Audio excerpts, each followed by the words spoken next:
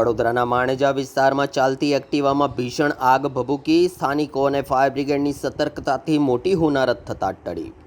વડોદરાના મકરપુરા વિસ્તારમાં આવેલા માણેજા ક્રોસિંગ પાસે એક ચાલતી જતી એક્ટિવામાં અચાનક આગ ફાટી નીકળતા અફરાતફરીનો માહોલ સર્જાયો હતો. આ બનાવને લઈને ફાયર બ્રિગેડના જવાનોએ સ્થળ પર પહોંચી આગ બુઝાવી હતી.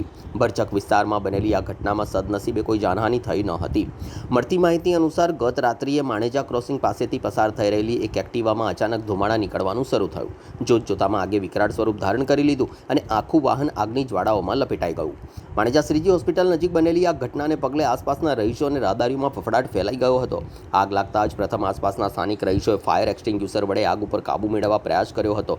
જોકે તુરત જ ફાયર બ્રિગેડની ટીમ ગણતરીની મિનિટોમાં સ્થળ પર દોડી આવી હતી અને પાણીનો મારો ચલાવી આગ પર સંપૂર્ણ કાબૂ મેળવ્યો હતો.